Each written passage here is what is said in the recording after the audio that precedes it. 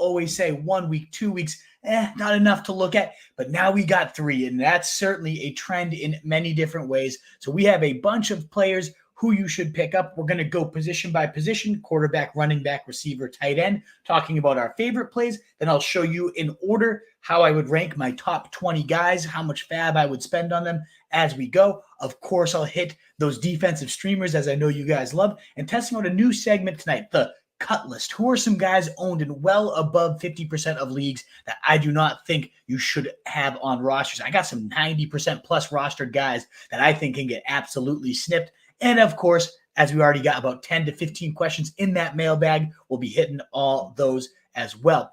As always, if you do enjoy what you're hearing, the thumbs up button is so greatly appreciated, especially early on here. It does help us get out to more people. So please consider doing that part for me, hitting that thumbs up, helping us get out to more people, the likes, the shares, the retweets, all that good stuff. Let's start off with some quarterbacks out there in well over half of leagues that I think need to be picked up. We start off with Sam Darnold as my number 1 quarterback pickup of the week. He is currently the quarterback 4 in fantasy points, putting up 20 points in back-to-back weeks. His 8 touchdowns and 10.3 touchdown percentage both lead the NFL right now. He's the only quarterback, Sam Darnold, to throw multiple touchdowns across all 3 games this season. And it seems as legit as can be, according to Roto World, Kyle Dochuk over there.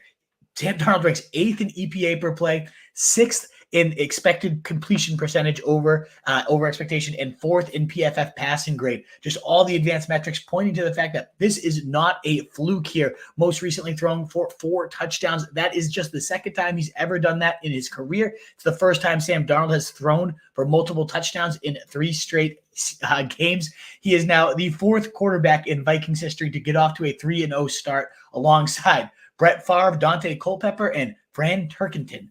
This guy is absolutely killing it right now, Sam Darnold. None of it seems illegitimate either, given Kevin O'Connell's history. Last year, the Vikings leading the league in passing yardage, despite that coming from a carousel of Jaron Hall, Nick Mullins, Josh Dobbs, in addition to some games from Kirk Cousins. They still led the NFL with 4,700 passing yards. The year before, 4,818 passing yards were second. They've now ranked 3rd and 4th in pass attempts with 672 and 631, and both seasons 30-plus passing touchdowns, ranking 4th there. And ultimately, Sam Darnold looks ready to push the pace and maybe even break that 30 touchdown record. And just consider, too, the last point, they don't even have Jordan Addison or TJ Hawkinson yet. So there's room for this upside to grow. He's always had a cannon arm, Sam Darnold, and I think just the story of week 4, or week 3, rather, if you want to just call it an NFL level story, is just how much coaching matters for Sam Darnold. And we could go to another quarterback in terms of Justin Fields, where we've seen the impact of coaching and how it's just reviving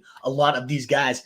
Nobody, I think, as much as I like Sam Darnold, I was going for upside just for ceiling here, maybe even more to Justin Fields, just 17% rostered. I would spend about $10 to $15, maybe even a little more if I'm quarterback needy on Darnold, whereas Fields, more of a $3 to $5 investment, given he hasn't done a whole ton yet, except for this last week, looking really solid. But when you talk about Justin Fields, you have to mention the Konami code, the fact that rushing points are so much more valuable, 2.5 times that of passing. Rushing touchdowns are 1.5 more valuable times than passing scores as well. Those leg points, so valuable. You look at over these years, how valuable? Well, any of the quarterbacks since 2000, 41 QBs have played 12-plus games and averaged 5.5 rush attempts per game. Of them, 34 have finished top 12. That's 83%. 24 have finished top 6. That's 59% in points per game. No QB to hit 750 rush yards has ever finished lower than 9th in fantasy points,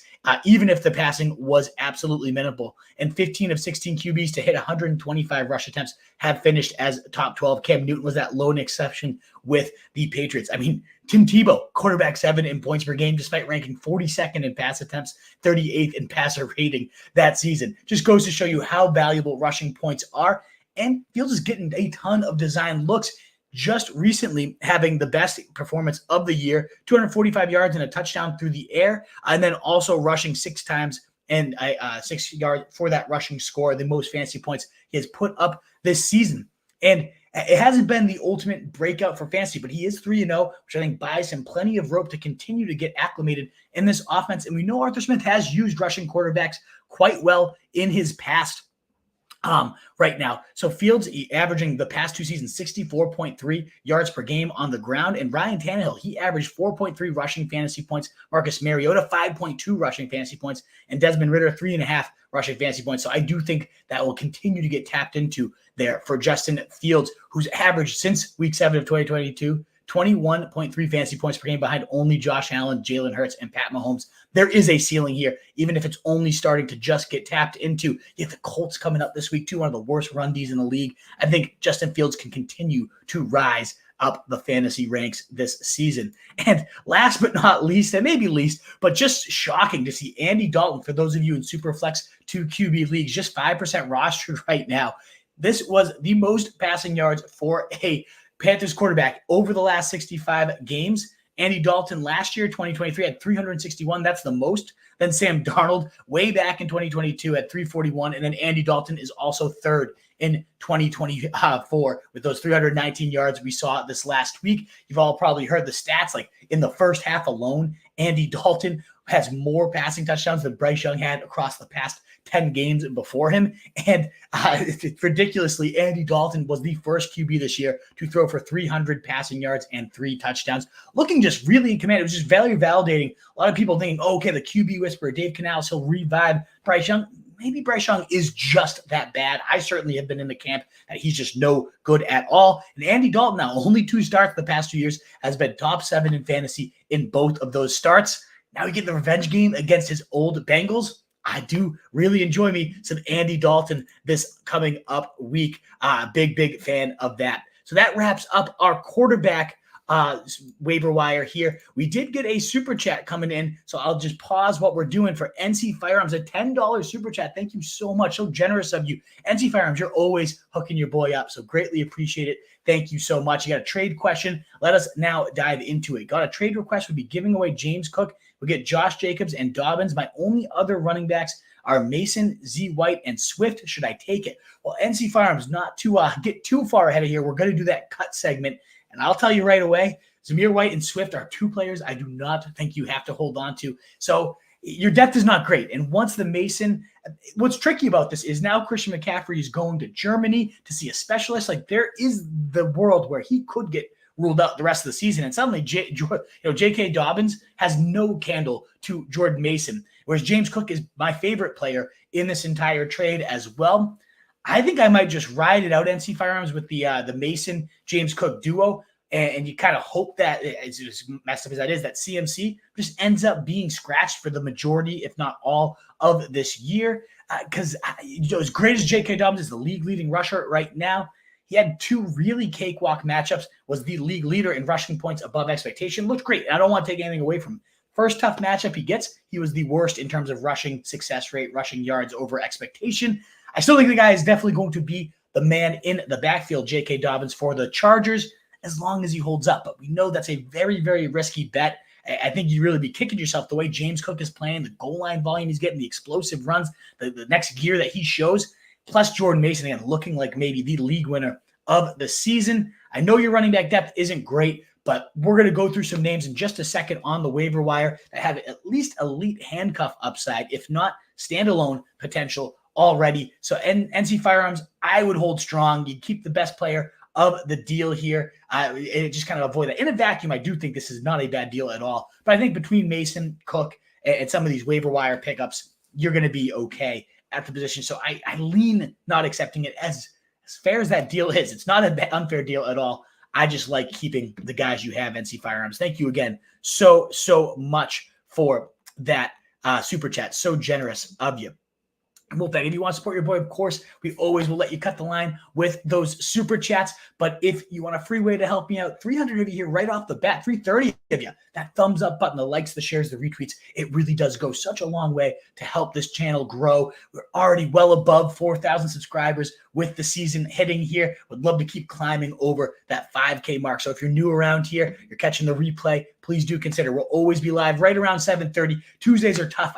This is obviously not my first job here, so ultimately I do sometimes get on a little later. I'd like to be alive by 7, but 7:30 every now and again I'll always tweet out or Instagram live when I'm going to be a little bit behind here. So thank you again for your patience there too. Let's move on though to the running back position. My number one ad, is it Bucky Irving or is it Braelon Allen? Two of the biggest guys to consider at the running back position and just on the waiver wire in general. I'll just break it to you. These are my top 2 pickups of the week, but which one deserves your focus, your priority, all the FAAB? I would say either one of them, I'd bid 40% to 50% if they are out there in your leagues, maybe even more if you're running back needy. These guys have enormous upside. They're both pushing into the top 75 on my rest of season rankings you can find over at rotostreetjournal.com. But which one should you go after? Let's make the case for both, and then I'll make my ultimate claim here. Bucky Irving, we talked about both these guys last week, but even more evidence that you need to have them on your roster. He goes this week 70 yards, 9 carries, ultimately has now outrushed Rachaad White in 3 straight weeks. When you look at the season-long totals, 25 carries, 254 yards for Bucky Irving, 6.2 yards per carry, compared to Rachaad White, has more carries, 31 rush yards, and just about a fourth of the yards. 31 carries for 66 yards, 2.1 yards per carry. This is even worse. We talked about it in the preseason, why we think Rachaad White is a bust and a void at his price, despite the great passing game usage, despite ranking second in overall touches last year. He was bottom 5 in efficiency and rushing success rate, expected rush yards over per attempt, and he's now even worse in those metrics this season is Rachaad White, while this rookie is breathing down his neck. Don't forget that we ultimately had at the start of the year, Todd Bowles say, you normally go with the hot hand. Rachaad White, it's the start of the season. He's going to get it, and then we'll kind of go from there. Well, I don't think it's any more glaring who has the hot hand at this point. And Todd Bowles has come out and said, we need to get Bucky more snaps, more carries. And of course, that makes complete and utter sense. And I get it that, Rachaad White probably going to remain involved on passing down situations, even if we get Bucky Irving taking over the rushing share. But it's not like Bucky Irving can't catch the ball. I mean, he was really, really solid here. Maybe the best pass catching back of this class last season. Ultimately caught 95 passes across his seasons last year, a NCAA best 56 catches on his 58 targets. The guy can absolutely catch the rock in Bucky Irving, and a lot of people complain, that combine though, well, what a horrible prospect athletically, right? Yeah, running a 4.5 40 at the small size.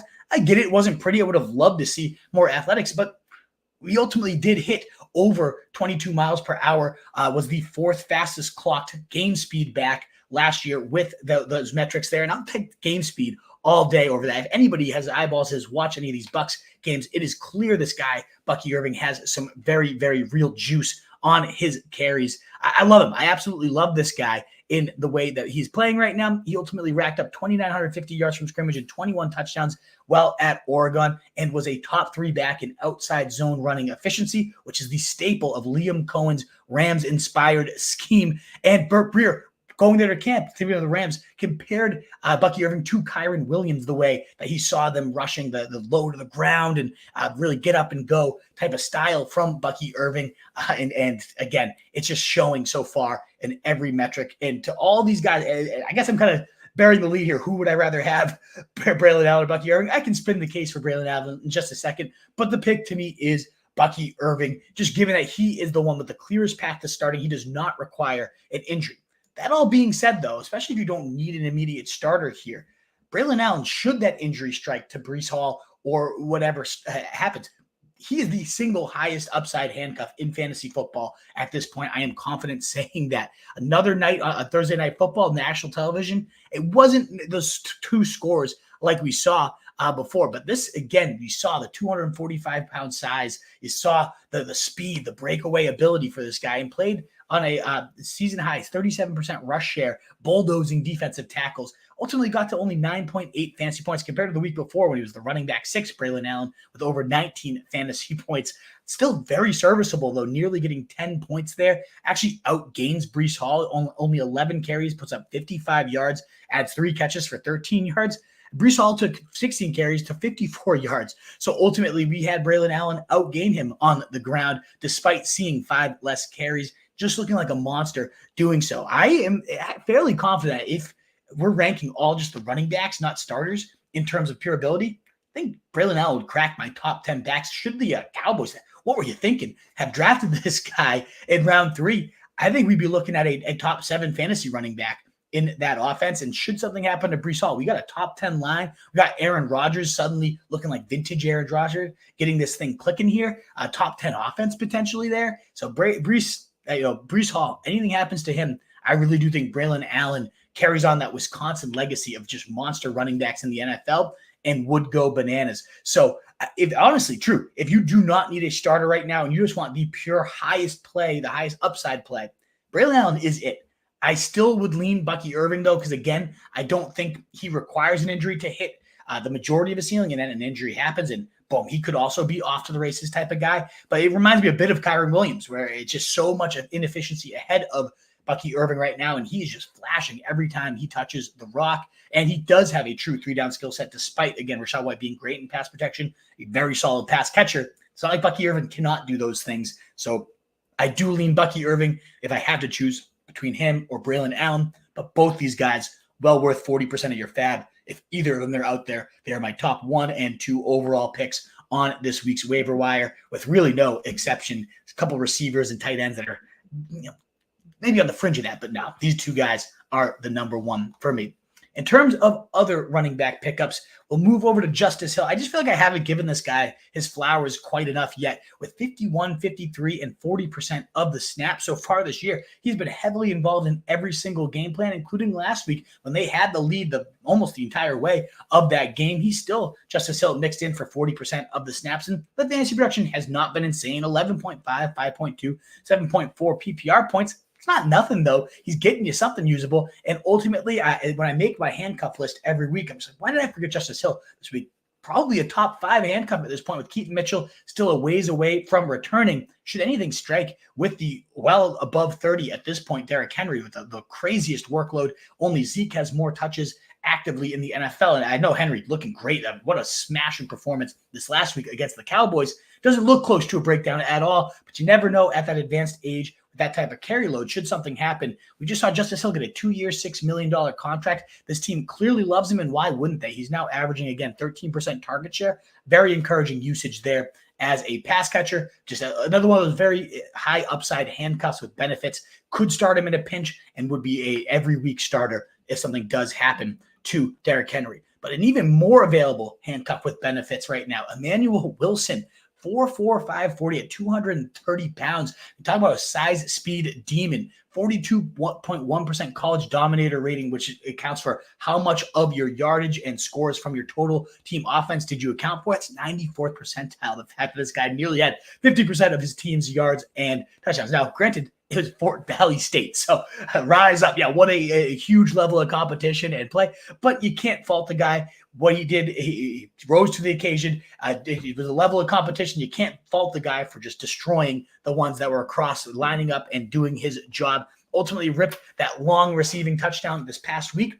I put him on here just because, one, he's already playing 35-ish, 40% of the snaps right now in a very valuable Packers offense, a top 10, even without Jordan Love, with Malik Willis at the helms these last couple of weeks. And Jordan Love looks like he's ready to return as early as this week. I think we can right away thrust this offense into the top 10, maybe even top 5 units in the entire league. It's a great line, very quality zone running scheme, which Emmanuel Wilson has always been a great fit for, according to all the beat writers coming into college, all the scouting reports talking about his acceleration, his one cut and go, which again, you saw on that receiving touchdown this week.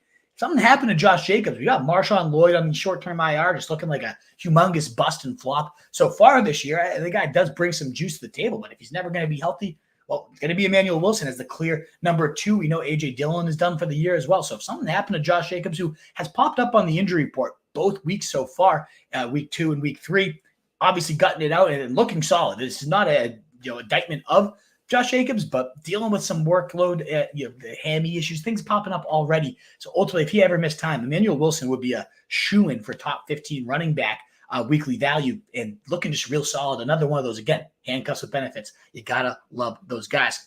Another 2%. Yes. Oh, who's out there in less than 3% leagues? Well, we got a bunch of them for you this week. Roschon Johnson, only 2% rostered right now, but this is as much an indictment on DeAndre Swift as it is an endorsement for Roschon Johnson. So let's cover both ends of that barrel here. Swift dead last right now in rush yards over expected per attempt, dead last in success rate as a runner, dwindling usage as a result. Sees a season low 52% of the snaps, 46% rushes, and 50% routes, 7% targets. Again, for a normal back, that's actually not the end of the world usage, but this is from week 1 to now week 3, just steady decline, down 20% from what he was starting at the beginning of the year. It reminds me so much of Miles Sanders and those Panthers last year, where Sanders just got outplayed by Chuba Hubbard and quickly lost that starting job despite getting the bag. No Swift, the money's there, but I don't see this team continuing to roll it out that way. And Roschon comes in for the first time of the year, 38% of the snaps, 29% of the routes here, and a 9% target share, beating out DeAndre Swift there. And also, even despite seeing less snaps, 10.2 fantasy points in PPR leagues for Roschon compared to 6.2 for DeAndre Swift, doing some decent damage there with, again, 8 carries, 30 yards, but then also 4 catches on his 5 targets for 32 yards. 62 total yards on just 12 touches, way better than anything we've seen from DeAndre Swift. And Khalil Herbert only playing 10% of the snaps. I do think if they do ultimately bench Swift,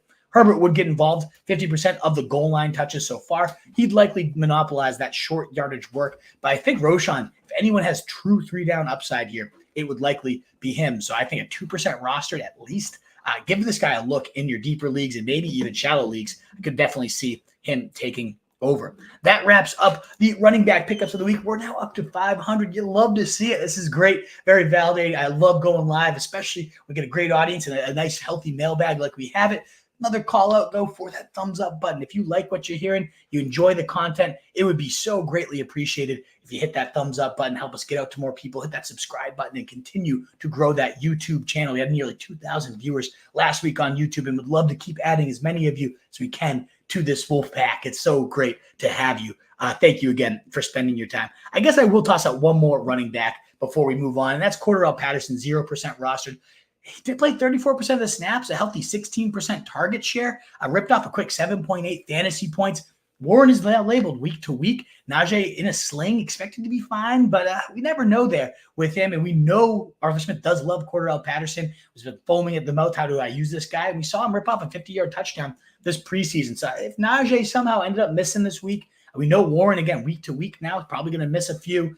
There's a chance that you have Cordarrelle Patterson starting in a scheme where he has thrived under Arthur Smith. Wouldn't be shocked to see him do some damage. But again, that wraps up our running backs.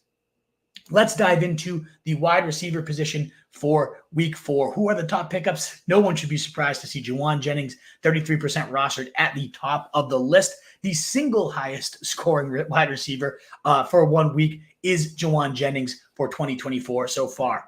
12 targets, 11 catches, 175 yards, and not 1, not 2, 3 touchdowns for Jauan Jennings, 46 PPR points. My goodness, looking absolutely phenomenal. 5 contested catches, 4 explosive plays, doing it after the catch, doing it in the end zone, making leaping grabs over people, just looking like a legitimate wide receiver 1 out there. Well, Brandon Ayuk, alligator-ing the ball, not looking his explosive self. All that holdout is seemingly catching up here. Now, of course, one or the other, if I had to pick one for the season, of course it's Brandon Ayuk. I get that. The guy's still rounding into form.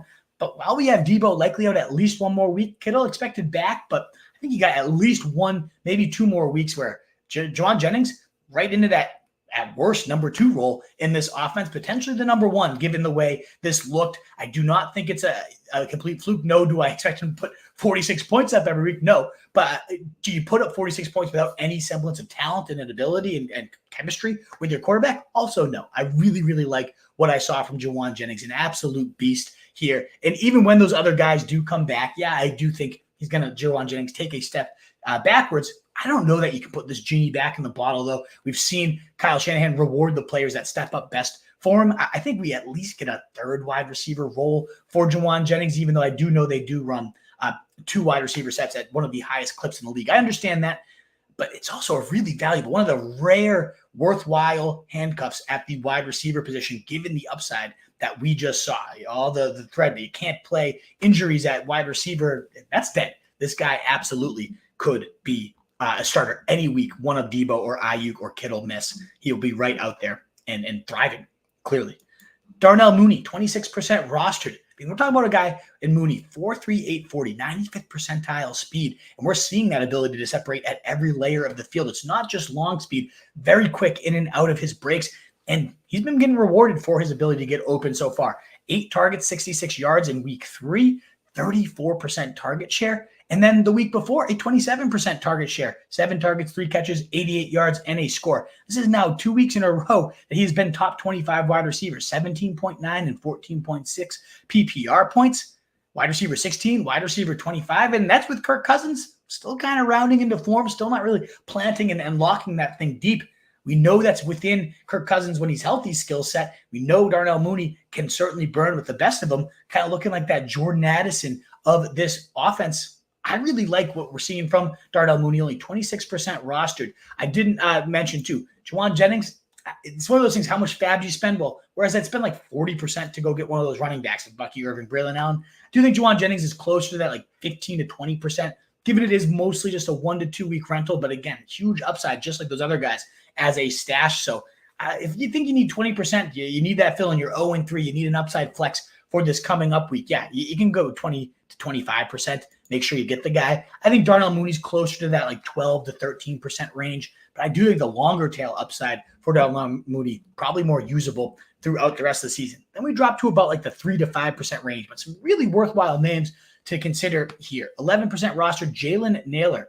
Currently the only wide receiver to catch a touchdown in every single game this season, the current touchdown leader on the year. And yeah, that's been most of the production, but 9.1, 14.4, 12.4 points against his first 3 games. He's also top 5 in total separation, according to Fantasy Points Data's, I love that new stat, average separation score. And you had Kevin O'Connell come out and say, Speedy Nailor, you guys might be surprised by the separation he's getting, but I'm not. We knew that this guy was great against man. You're seeing him win against every type of coverage. And the broadcaster even mentioned, they want to use this guy in more of a kind of TJ Hawkinson light role. And that's maybe not what we're seeing right now with a 19 yards per reception right now. Not the kind of dink and dunk role of TJ Hawkinson. But even when Addison comes back, I think Jalen Nailor, in an offense that was top 5 in 3 wide receiver sets, can continue to thrive with those Sean McVay lineage here. I just love the player. I think this guy is definitely more of a baller than he's given credit for. We're seeing him score. We're seeing Sam Darnold cook. I think Nailor is here to stay. It should be rostered in far more than 11% of leagues. Now, definitely an athletic freak. Michael Wilson, who had some huge games last year while injuries were striking this position, goes 9 targets, 8 catches, 64 yards, leading the team in receptions, second in targets to only Marvin Harrison Jr. We're seeing Kyle Murray kind of use Wilson as that intermediate move the chains guy, and we did have Trey McBride go out with a concussion, likely a 1 to 2 week injury at most, but you never know with those things. It seems like for at minimum a week that Michael Wilson could have some real usability. And who's on the docket? The Washington Commanders, the worst secondary in the NFL. So at minimum, Michael Wilson should be a phenomenal, probably like fringe top 35 wide receiver stream this week, given the matchup, given the absence of Trey McBride, and given that over the middle, like big body, go up and get those tough yards. The guy really thrived in that role this last week, and really just Kyler Murray really showing faith in this guy. Huge situations, 28-yard gain on a third and long, a 30-yard gain later in the just definitely that one was called back by penalty too. He catches that. We're talking about a 100-yard day for Michael Wilson. So ultimately, I think this guy's really, really talented, really athletic beast that's emerging as the number 2 target here for as long as Trey McBride's out. Gets at minimum a phenomenal week for matchup. So I think you got to consider putting 5% or so on him. And if you really need a fill-in, like you consider going up to 10%, because I don't think it's just a 1 week stream. There's more to what you see here. Then we got the Jets receivers. We're getting like a vintage Aaron Rodgers performance on Thursday Night Football, and that certainly makes both Allen Lazard and Mike Williams more palatable to potentially start for you in your lineups. Lazard catching 3 targets, all 3 of them, goes 48 yards and a score, just a touchdown maven right now, tied with Jalen Nailor for the NFL lead in touchdowns, looking really, really solid. The only reason I'm not willing to pay even more for this, because we know there's the rapport, we know there's past chemistry, we know Rodgers loves this guy. Well, Mike Williams is starting to creep that way back into the lineup. 3 catches, 34 yards, 4 targets. Actually sees more targets than Allen Lazard, a 12% target share for Mike Williams, a jump to a right around 50% route share after being only around 20% the week before. This is a top 12 wide receiver, Mike Williams, for multiple seasons in fantasy points per game. The guy's just never been able to string together healthy seasons. But the way Rodgers looked, the ball placement, the escapability, the deep slings, like all that stuff is going to fit so well with what Mike Williams does in those contested situations. That pinpoint accuracy, I think in the red zone especially, it's going to be deadly. So get on him before he really starts to blow up here at 24% rostered. Allen Lazard as well, though, definitely still will maintain some value as a key touchdown scorer in this offense. Speaking of touchdown scores, my goodness, Andrei Yoshevich is a huge maven in the red zone for Joe Burrow. Yet another big game. 14.7 and 16.2 PPR fantasy points the past 2 weeks. T. Higgins back? No problem. We still get nearly 100% of the routes going to Andrei Yoshevich, who out-targets T. Higgins 18% to 16%. Remember all the training camp hype from Joe Burrow, from the beat writers, the most improved player in camp, the star of training camp, highlight play after highlight play each and every day. And we're not seeing a crazy route tree, but last week was far more encouraging, far more usage. The week before was very reliant on those 2 scores to get Andrei Yoshevich there. But yet another red zone score for this beast, but also plenty of move the chains in crucial situations down the stretch there for Yoshevich, playing mostly out of the slot too, getting a ton of mismatches in those opportunities. I love it. I love that this guy remained an every down player. Love that he's an athletic freak, an all-American athlete, 97 percentile in terms of speed, size, score. The guy can absolutely burn. He can beat you in the red zone. And I think we're just continuing to untap this upside. So a really, really big waiver wire acquisition. I'd say a nice 5-ish to 10% if you need a wide receiver. And then we're going to just cover a handful of lower owned guys. These are more 0 to 1% bids. If you're desperate in a deep league, I do think Tutu Atwell brings a little more juice than the other 2 we'll talk about. 5 targets, 4 catches, 93 yards, leading the Rams almost through a beautiful 30-yard dime down the field there, too. To Demarcus Robinson, ultimately was overturned on a challenge here, but really nice and interesting usage there for Tutu Atwell, who we saw last year really, really thrive towards the beginning of the year till he lost that job. But right now, I think of all these Rams receivers with Puka Nacua, Cooper Kupp out, Atwell brings that most juice to the intermediate to deep portions of the field. And we saw it again this week where he led the team pretty handedly. Like the next closest guy, not even within 40 yards of Tutu Atwell. So it's the number 1 guy for Matt Stafford and Sean McVay. I can throw a few dollars on that to get that into my lineup. Absolutely there. I know the Bears not the best of matchups, but not the worst of matchups either here for the number 1 option in the Rams passing attack till further notice. Then you got Calvin Austin, not picked up in really any leagues. 5 targets, 4 catches, 95 yards in a score, a deep burner, a couple 20-yarders. You saw these glimpses against the Chargers, and then ultimately he then catches that 25-yard bomb. Beautiful throw there from Justin Fields, ripping it after the catch and just burning through the defense. This was a preseason star, Calvin Austin, really just clearly at this point at the number 2 to George Pickens. And I mean, dare I say 1A, 1B. I do think Pickens will continue to emerge one of my favorite buy lows at the moment, but Calvin Austin looking very solid. The more and more comfortable Justin Fields gets, I think the more often we're going to see these type of deep routes. You got to stack that box against this run game, and that's opening up the speedy Calvin Austin for some huge plays. It's looking like Justin Fields can really connect on them. And the last receiver I will talk about is Jalen Tolbert, just 4% roster, but clearly emerging, in my opinion, as the number 2 receiver for the number 1 passing offense of last year. 14.2 and 13.2 fantasy points the past 2 weeks compared to 3.6 and 3.6 for Brandon Cooks, who is just falling flat on his face while Tolbert continues to rise. 2 weeks ago was the target leader for the Cowboys. 9 targets, 6 catches, 82 yards. So next week, 5 targets, 3 catches, 43 and a score. Now, a lot of that did come in garbage time, and when the game scripts are not quite as valuable for the Cowboys airing it out, we might not get such healthy totals here for Tolbert. But ultimately, 15-point average depth of target, 20% of the air yards, really getting it done in the red zone as well. All the stuff we heard about, the backyard Cooper Kupp narrative going over to Dak. Let's play catch in the backyard with Dak, huh? Fun old times. But Dak said, there's nobody who's worked more with me this offseason than anybody who works with me always breaks out. You can bank on it. And Tolbert right now, it hasn't truly exploded, but I don't think it will be too long till this guy is getting forced on waiver wire. So I'd say get ahead of the crowd here. Doesn't seem like that defense is going to keep them out of shootout scenarios more often than not. So yeah, I really like Julian Tolbert as a deep league ad as well.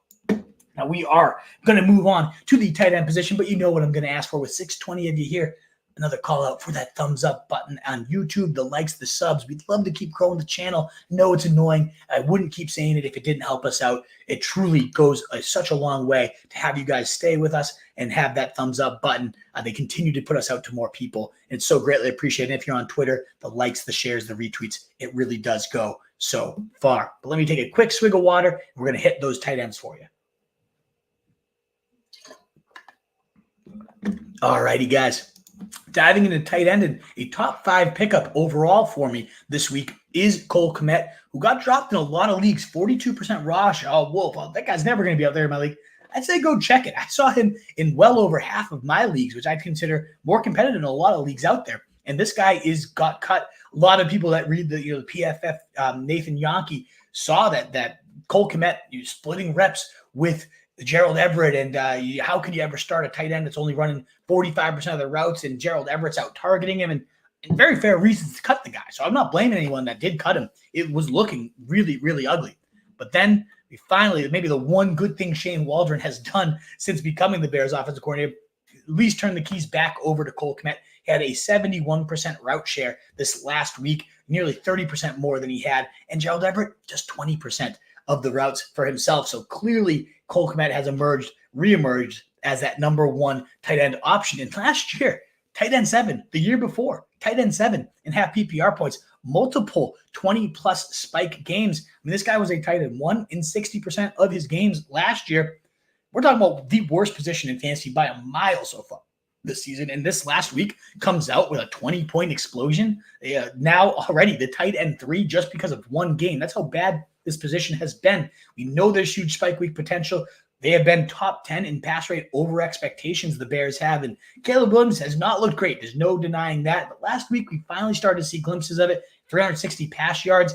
I know Keenan Allen being out was likely a huge precursor to this breakout for Cole Kmet. But who knows how long this injury is going to linger. We know that Keenan Allen is on the older side of the NFL receiver tree here. And Cole Kmet just looking so solid and moving the chains in the red zone after the catch. I really do think he's one of the top 8 talented tight ends in the league. Remember, he was the clear number one prospect of his class and has largely lived up to that across the past 2 seasons. Just need Shane Waldron to stop being an idiot. And it looks like Shane Waldron, at least at the tight end position, has stopped being a moron there. A lot of other moronic decisions by him, but Cole Kmet finally is not one of them. There's not a whole ton left at tight end, but Tyler Conklin, 6 targets, 5 catches, 93 yards. It just looked like he was getting open at will. That might have been the Patriots defense just being absolutely pathetic, but with Rodgers cooking, those play action down the seam looks, it was Tyler Conklin night up and down the field, outgaining Garrett Wilson by 40 yards on the night. So I get it. It did nothing the first 2 weeks. This is the only time he's cleared 20 yards on the season. So it's risky. Are you really going to trust this guy in your lineup after one good week? Maybe, just given how bad tight ends are. Honestly, probably, because Rodgers really did look like vintage Rodgers, and the schedule is really softening up for these Jets. So even though he only has 10 targets in 3 games, 6 of them did just come here, trending the right way here for Tyler Conklin. So I definitely think you can pick this guy up if you're desperate at tight end, and who's not desperate right now. And last but not least, Colby Parkinson gets every single route, every single snap, leads the team in targets here, and turns it into 3 catches for 21 yards. So the usage, the peripherals, they're all there. But does it really matter for Colby Parkinson? Is he ever going to truly emerge? I don't know. I don't think so. I would certainly pick up Conklin over him. And if somehow Kmet's out there, I would definitely be going after Cole Kmet as my starter. If somebody dropped like David Njoku, my God, go for him for sure. But yeah, I did want to at least shout out the usages here. So as long as Kupp and Puka remain out, there could be a week where he spikes. There's worse plays out there, but not much worse. It's just such a hideous position overall. So Wolfpack, that wraps up my tight ends for the week. So I'm going to now pull in my top 12 over, or top 20 rather, I've covered 20 players here. I do want to now just dive into, how would you rank them? How would you tier them? So this kind of goes to show all the names I talked about. How would I rank them out here? So tier 1, Bucky Irving, Braelon Allen is how I think they're above everybody else. Just the upside in terms of if something ever happened to the starters in front of them. Running back 1's top 5 upside, especially for Braelon Allen. But I think Bucky Irving has that ability to just take over his backfield. So either of those guys are lingering somehow in your league. 40 to 50% of your FAAB, go get them. Worth top 3 overall claims, in my opinion. Then you get to the 12 to 20%. Well, I think Juwan Jennings is definitely closer to the 20% side of those things. Yeah, he's just a handcuff. Maybe it's only 1 to 2 more weeks where he's truly starting, but again, I don't think Kyle Shanahan puts that genie back in the bottle. And Sam Darnold, again, top 10 quarterback rest of the season. It's a lot of woes, down passing everywhere, except for the Vikings here. And Cole Kmet, a potential top 7 tight end, just sitting out there in a bunch of leagues. So those guys, 12 to 20%, I would like. Darnell Mooney, he might actually jump into that tier the more I think about it, given the way I talked about him, those target shares. 27%, 33%. Justin Fields, 5% as well. They're in the higher end of this tier. But then Justice Hill, Roschon, those handcuffs with benefits really emerging. I think especially Roschon could be that true 3-down back. And you see Alan Lazard and Mike Williams at 16, 11, and 16, that vintage Rodgers performance, really bringing those guys out. But Emmanuel Wilson out there nearly every league, and I think he's borderline top 7 handcuff. I'll definitely readjust the handcuff rankings and tweet those out later after the show tonight. But Emmanuel Wilson, I think, is really going to be up there in the top 7 or 8 here with those consistent health struggles for Marshawn Lloyd. Naylor, the lead leader in receiving touchdowns. Love to see that, the league leader, rather. And then Tyler Conklin, a horrible position.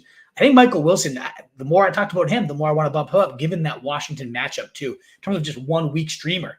5% at minimum if you really need a wide receiver. You don't have Juwan Jennings. And those last few guys, Tutu Atwell, Jalen Tolbert, Andy Dalton.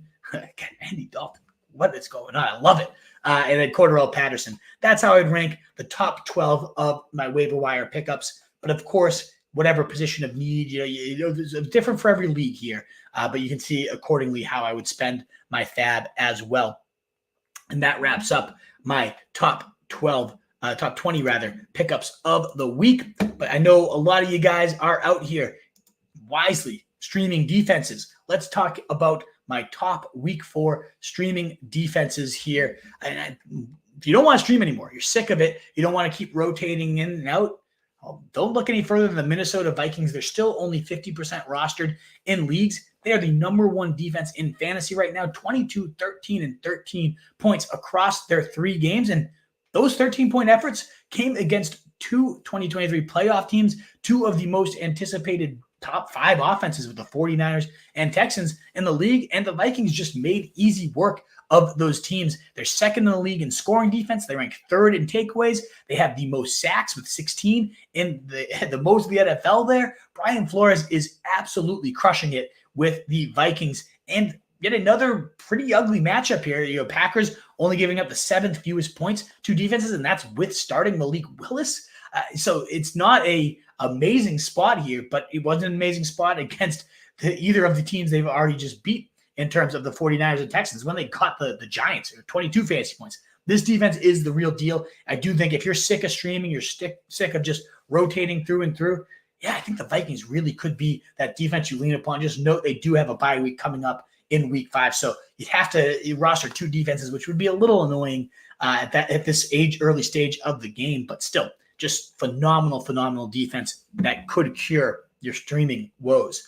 But if you were going by the matchups, nobody has a better matchup than the Miami Dolphins because no team has allowed more fantasy points to defenses or turned the ball over more in 2024 than the winless Titans. They have been abysmal. Titans giving 17.3 points per game. That's like high-end wide receiver 1 numbers, giving those up to fantasy defenses, 6 points higher than the next worst offense that they're going.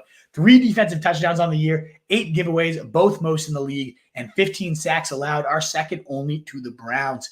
People are getting after him. That Will Levis, the line is just abysmal there, and he's playing horrendously under pressure, just throwing the ball away in such stupid situations. And again, 3 defensive touchdowns surrendered here. In Miami, they've had 7+ fantasy points in 2 of their 3 games. The only time below it was against the Bills. I know 7 points is nothing crazy, but they've been okay. They're solid in terms of their rank against the run and the pass. They're top half in the league in both categories. They've only got 6 sacks and 3 turnovers, but I do think those numbers will get pumped up big time against a very generous Tennessee defense. So they are a top 5 unit for me this week. Miami's defense, they're out there in about 60% of leagues. Definitely look to them. But I also think on the other side of the ball, the away team, the Titans, could be a great stream this week, given the quarterback situation there in Miami. Let's get this double header of defenses. Miami's actually given up the second most points to defenses on the year, only behind the Titans, who are on the other side of the ball. They've ultimately been very porous, this offensive line. And in the last 2 weeks, 18 and 13 fantasy points surrendered, giving up 6 sacks in week 3 alone. So this is a good defensive front for the Titans at minimum. I really think they're going to get after, whether it's Skylar Thompson, whether it's Tim Boyle, whether it's Tyler Huntley, who's probably the best option here for the Dolphins. We've seen Tyreek Hill, Jalen Waddle neutralized. We saw Devon Achane get stifled on the ground. And so even though I don't think this defense is overly impressive, they held the Bears to 148 total yards and just 2 offensive points. I think that this offensive situation here for Miami is worse than Chicago. So I think a similar result here where they get after the pressure, 11 sacks on the year for Miami. They've surrendered. I think this Titans D, they've had multiple sacks in every single game. I think this D-line can definitely get after the offense there for the Dolphins, whoever the backup quarterback ends up being. My last defensive streamer of the week is the Jags, as you see there on the list. Trevor Lawrence has not hit over 17 points in a single game. He is completing 53% of his passes. And I know he hasn't been overly turnover prone, just 1 on the year. They've surrendered multiple fumbles on the ground, though, this Jags team has, and they've given up 11 sacks. Well, that's the Houston specialty. A great D-line, 13 sacks on the season, is top 3 in the league. And yeah, they face-planted twice so far, this Jags team, 4, 15, and 3 in terms of fantasy points. But I think at home, getting a Jags team that's given up these 6 points to defenses, the 6 most points rather, I think this is a great spot. They've started 6, 10, and 13 points across their last 3 games. The Jags have, I think, another 10 to 15 point effort is reasonable to expect from a solid Texans defense that has just had a rough string of offenses they've faced so far. They're 10th right now in terms of total fantasy points. I think this is a definite week for them. Alrighty, guys, that wraps up my defensive streamers, all of my pickups of the week. I'm going to now close out with a new segment. You guys can let me know what you think of this, but it's just going to be called the Cut Watch. A lot of people in your questions, who do I cut for player X, player Y? Well, I'm going to give you a handful of guys that I think out there, rostered in well over half of leagues that I don't think need to be. Let's start with a fantasy question. This one is burning. This one is on a lot of fantasy owners' minds. One of the biggest questions of week 4. Can you drop Mark Andrews? Oh, baby, let's dive in. 33% of the snaps. A whopping total of 4.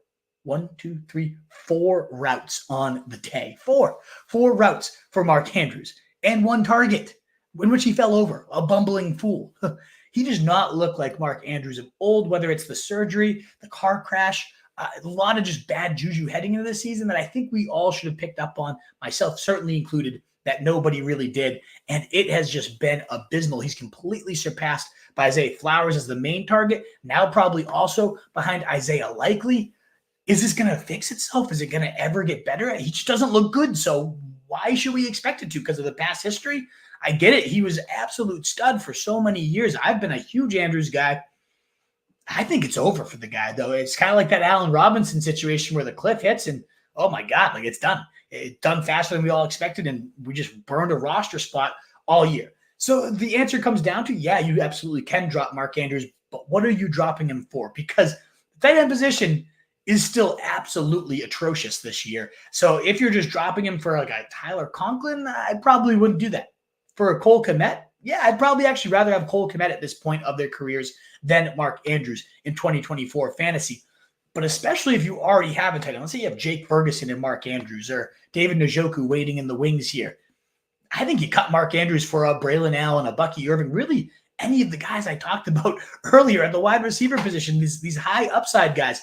What's the best case scenario for Andrews? That Likely gets hurt? So you're looking at a tight end handcuff that doesn't even really look that good. That Harbaugh's already come out and said, like, yeah, it's going to be inconsistent week to week depending on what we do. Well, this week was a pure blocking day, and that's supposed to be what Andrews is the best at. Didn't block at all, wasn't really out there.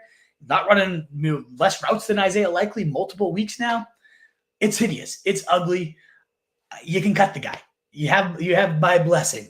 Get him off your roster. Send a message to the locker room. Cleanse yourself of Mark Andrews. Just make sure it is something worthy. Like, you don't need to cut him for a garbage bag tight end. For Colby Parkinson, I mean, I just take the upside that maybe Andrews is still recovering and eventually finds his old form. I'd rather take that ceiling if that's what we're looking at, like a Colby Parkinson. But again, if you have a high upside handcuff out in the waiver wire, you have a good tight end option behind Andrews already, there's no reason to keep holding on to this guy. I think it's over. 4 routes. I'll just keep coming back to that. 4 routes. In terms of the running back position, DeAndre Swift is 89% rostered. Why? What are we holding on to at this point? Dead last in rush yards over expectation, dead last in rushing success rate, dwindling usage as we talked about with Roschon Johnson, like 52% of the snaps, 46% rushes, 50% of the routes, 7% target share, averaging almost under 2 yards a carry so far this season. This reminds me so much of Miles Sanders, who got taken over despite that monster contract. It's over. I think this guy is absolute garbage. I think the line is doing him no favors there, Chicago Bears, but he's not making anything happen on his own. And Roschon, the first game of the year, comes right in and siphons 38% of the snaps. And I just think we've seen those snaps and touches go down 3 weeks in a row, especially those 7% target rate. That's what Swift is supposed to bread his butter with, an explosive pass catcher, get him out in space. No, it's not even happening, even close for this guy. I think just get him off the roster. Fantasy locker room cancer. You can cut DeAndre Swift, and you can cut Zamir White even more so. 83% rostered. This guy should not be owned in even half the leagues, especially Alexander Madison, who I'm not a fan of, has outscored him in 2 out of 3 leagues. We see it 2 out of 3 weeks, rather. 6.8 is the season high here for Zamir White. What are we clinging to? What are we holding on to? He's giving up the goal line work to Alexander Madison. You look at Zamir White, the most yoked guy in the building. Why is this guy giving up the goal line touches? I have no idea. I can't explain it, but he is. He's ceding it to Alexander Madison every single time. So we're now getting an inconsistent committee back that has played 24% of the snaps last week, 0% target share in 2 of the 3 weeks this season. Inconsistent usage on a bad offense, the lesser half of the committee. No, thank you. No reason to hold on to Zamir White at all. Or Javonte Williams, 82% rostered, stuffed on multiple goal line carries, then loses a bad fumble in the quarter 2, sees 21% of the rush attempts on the day. After his fumble, we saw Tyler, apparently he actually is known as Tyler Bidet. I don't know if I fully buy that, but apparently there was an interview where he said, I want to be called Tyler Bidet now. He changed the pronunciation of his name. If you want to be called with the thing that cleans your butthole, go for it, Tyler Bidet. He sees 8 carries compared to 3 for Javonte and 1 for Jaleel McLaughlin. I mean, he's neck and neck right now with DeAndre Swift in terms of the worst efficiency in the league, in terms of rush yard per carry, rush yard over expectation, success rate, all those next-gen stats. You can look at the bottom of the list. You'll see DeAndre Swift, and right above him, you'll see Javonte Williams in nearly every category. And then Mr. Bidet runs for a 21-mile-per-hour run, and his 43-yard rush ultimately racks up 70 yards on just 9 carries. Looking explosive. You know how Sean Payton loves these type of backs, these little project backs that come out of nowhere. Like Jaleel McLaughlin last year. His new one might be Tyler Beatty, who in deep leagues actually has some volume himself. But either way, Javonte Williams is not that dude. It's too bad. He came into the league, one of the most explosive talents. Loved him out of North Carolina, but those injuries, those surgeries have definitely sapped him. 2 years later, still doesn't have it, and it's time for him to be off your fantasy rosters too. Jaylen Warren, even if there was no injury, I think was worth considering chopping. I chopped him last night before I found the injury news, but now week to week with an injury, I get it. Of all these guys, he's probably the scariest one to drop because we've seen top 3 in every efficiency metric you could ask for last year. Was so explosive, so talented. I think there's still a path to this guy finding some value at some point, whether it's a Najee injury, whether it's him himself just re-emerging. But right now, we already had Mike Tomlin say he doesn't look like himself. He's not right. So we're going to start resting this guy. And maybe that's the right thing for, again, him to emerge. But how long does that rest happen? And even if he's back, we've seen Cordarrelle Patterson mixing in all 3 games, eating into that valuable receiving work that is supposed to be where Warren makes his money. It's just not happening. It is a little frustrating that The first half, 70% of the snaps, 11% of the attempts, 47% of routes went to Warren. But what did he do with it? 3 carries, 5 yards, 1 catch, -4 yards. Just the production hasn't been there. Even if he's getting more snaps, the usage, when he's in there, he's only seeing, again, 11% of the carries. It's just ugly. It's not great for him. So ultimately, 0.9 fantasy points last week. I think he's droppable. Not looking good at all. Moving on to Gus Edwards. Oh, talk about abysmal. He's 60% rostered right now. That should be 0%. And I'll confess my sins. Huge Gus guy entering the year, more so because I love the Roman scheme. I love the blocking. Gus has had success in it before. Thought his offensive line was going to be great. And they've been solid, but now we've got a bunch of injuries across the board. And J.K. Dobbins is the one that actually took advantage of this very fertile fantasy environment. 32 carries for Gus, 94 yards, 2.9 yards per carry, 0 touchdowns for the goal line maven, the big body bus. Just nothing. Literally nothing. And then you got J.K. Dobbins steamrolling, 42 carries, 310 yards, the best in the NFL, 7.4 yards a pop. I wouldn't be stunned. I get the argument. I saw when I tweeted it out, like, you can cut Gus Edwards. What about J.K. Dobbins' injury history? Yeah, that's a very fair, valid point. Except I don't think Gus Edwards is going to be that handcuff. I think they go to Kamani Vidal or Haskins or anything other than this. We saw Gus Edwards, play a season low 36% of the snaps, just 15% of the carries after back-to-back 40% weeks. It's not looking good for Gus Edwards. I see 0 reason to hold him.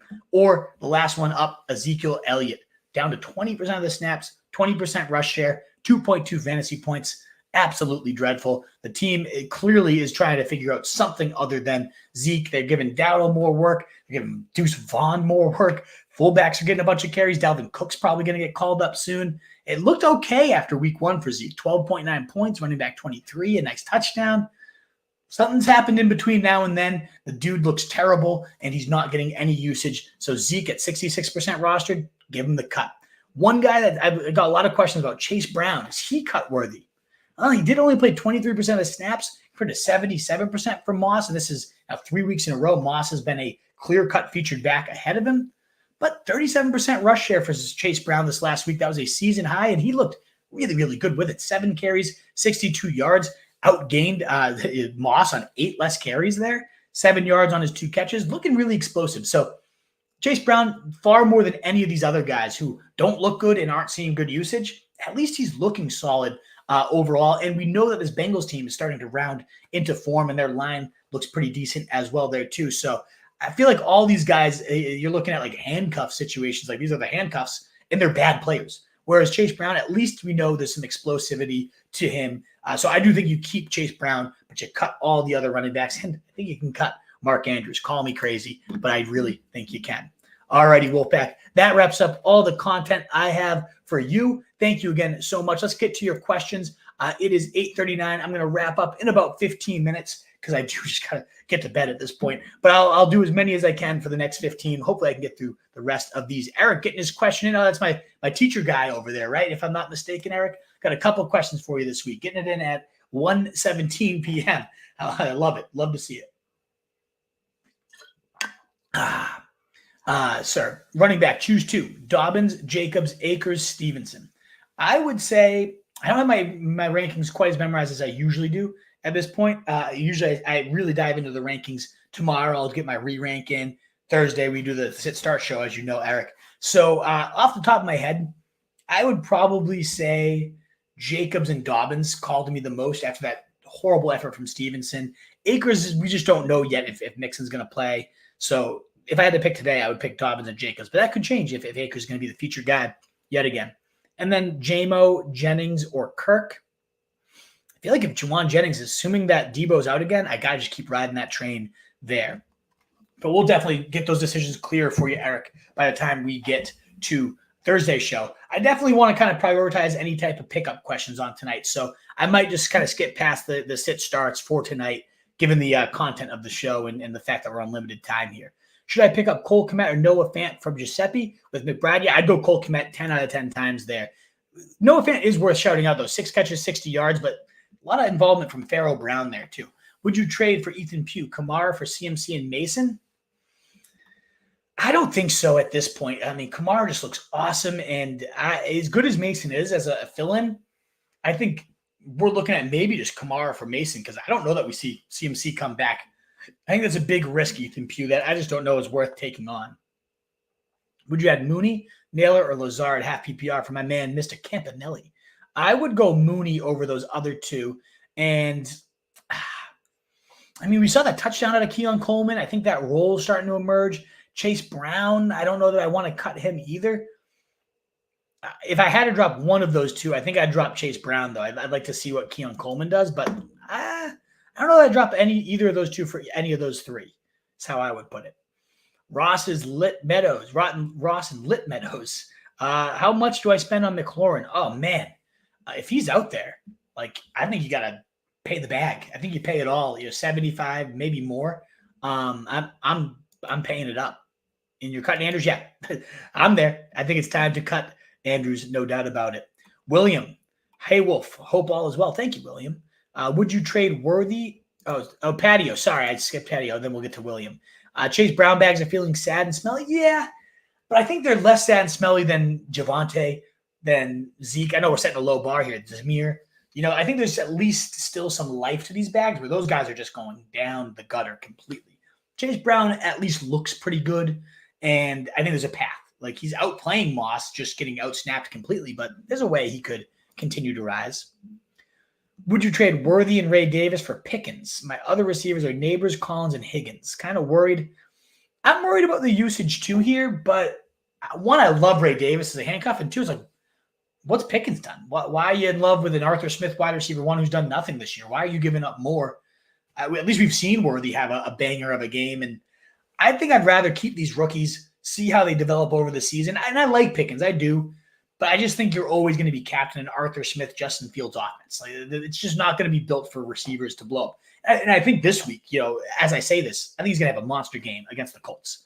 But I think you have good receivers, and I'd rather just see how Worthy and Davis develop than I would to get Pickens on my team. Darnold or Goff? I'm going to go Darnold there, Emil.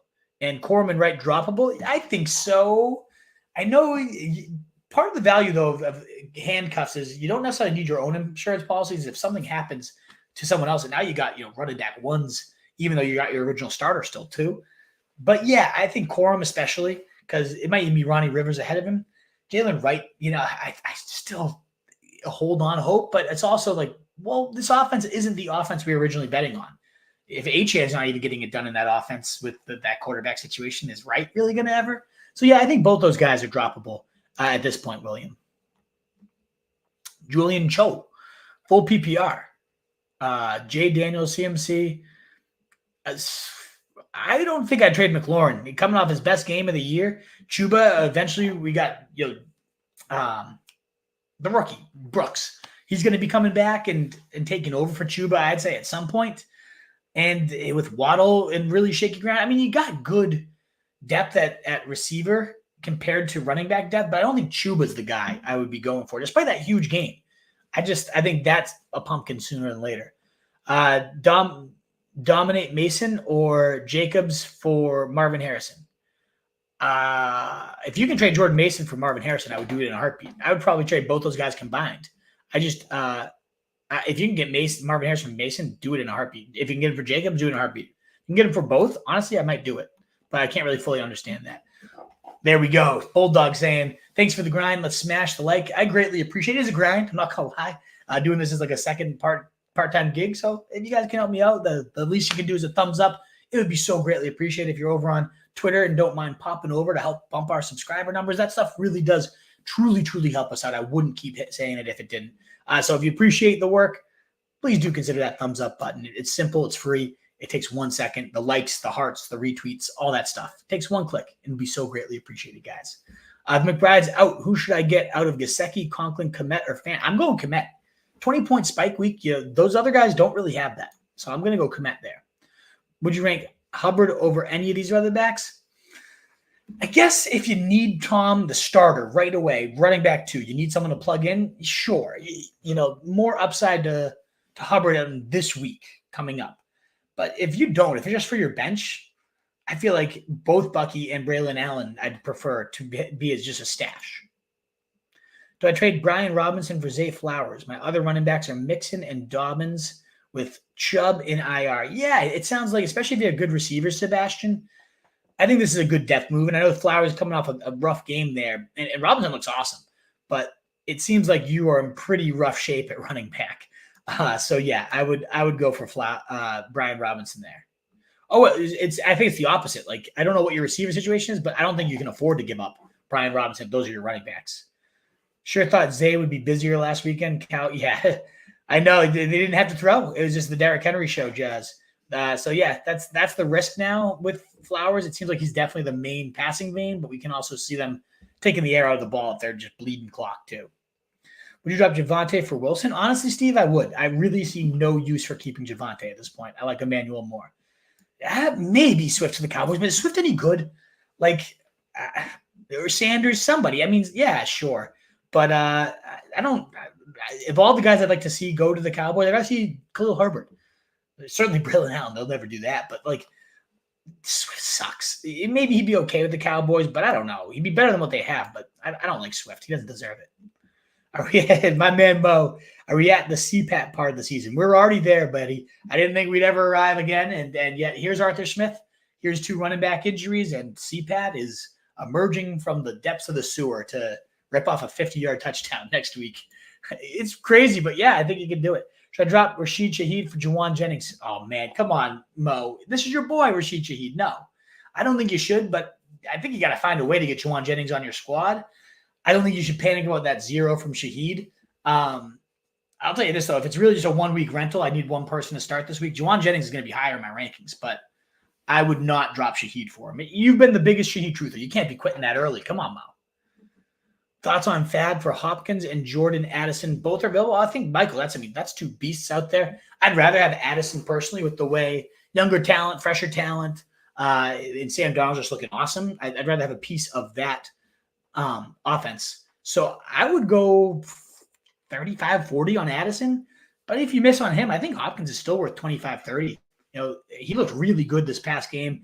Still only played about 60% of snaps, but I think Hopkins is on the rise here. 800 of you here. One last call, about 5-10 more questions.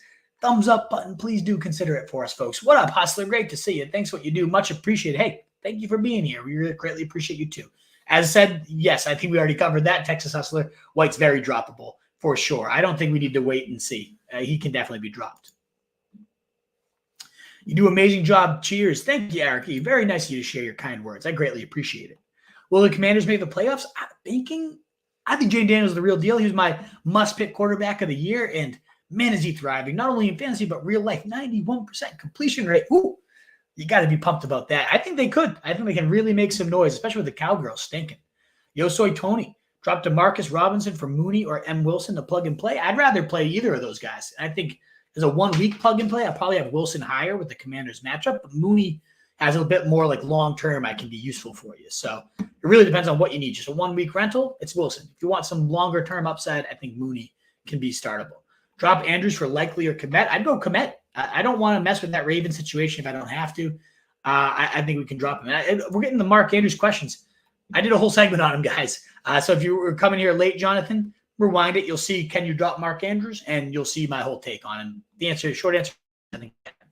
Thoughts on dropping Jalen Warren for Komet? I just said you can drop. You guys got to rewind and watch. I'm just repeating myself. I don't want to answer questions that I've already talked about. But yes, you can drop Jalen Warren. Jose Jacob L. No start sit. Just want to say I'll be supporting the channel. Thank you so much, Jacob. Greatly appreciate you being here and asking some questions. Supporting the boys. Thumbs up button for all of you guys want to support us. Would you drop Corum and Wright for Roschon and Wilson? I mean, you're talking about it's so tricky because we don't know what this Dolphins offense is going to be. So, yeah, I'd rather have Emmanuel Wilson over all these guys. And I probably would see what Roschon is at this point. So, yeah, I think I would, William. Could I trade Reek and Carr for James Conner and Olave? Yeah, especially I would say this is a definite, like if you're 1-2, 0-3, you got to get wins. I think Conner and Olave will help you win much more right now. That being said, you got to think at some point the Dolphins make a move, whether Tua gets back, whether they trade for, Russ Wilson, whatever it might be. Like this can't go on for Tyreek, this offense. They'll just be calling it a lost year. So I think, if this is on the table and you really need it, Yeah, I would take Connor Olave over Reek and Carr this moment if I truly needed it. But otherwise, you might just have to grin and bear it with. Like if you're 3-0, 2-1, and you have Tyreek, and you just want to kind of tough it out here. Reek ultimately is going to be the best player in this deal. But for right now, if you need to win, Donnie, I think you can do it. And then we got my man Jacob. Jay Daniels from Monra. It depends who your quarterback is, but yeah, like especially in a 1 QB league, as good as Jay Daniels in, if you can get a true top 5 wide receiver, like top 10 overall pick, yeah, you absolutely do it, Jacob. Now, no doubt. All righty, there we go, Mo. I was like, Jesus, like, I thought you had some conviction on Shaheed, and yes, I should have known you were messing around there. I know you never dropped the Shaheed. No. Thank you, William. Thank you. Appreciate your help. Have a good night. And that goes out to all of you. So RotoStreetJournal.com, you can find our waiver wire content. My rankings are updated pretty much daily on the site, certainly on Wednesdays and Thursdays before the Thursday night stream. Next time I will be live is Thursday at 6:30 with my man, The Truth, answering all your Thursday night questions, previewing the game, all that good stuff. But every waiver wire Tuesday, I love this. I am so happy to help you guys out. You can find all my rankings for the waiver wire at RotoStreetWolf on Twitter. And again, RotoStreetJournal.com is where all our content lives. Thank you. One last call for that thumbs up button on your way out, your like, your share, your retweet, all that stuff truly helps us. And if you're new, catching the replay or live with us, hit that sub button. Help us grow the pack. Thank you again, guys. In a world full of fantasy sheep, I'd go Emmanuel Wilson week. In a world full of fantasy sheep, guys, be that wolf. Later.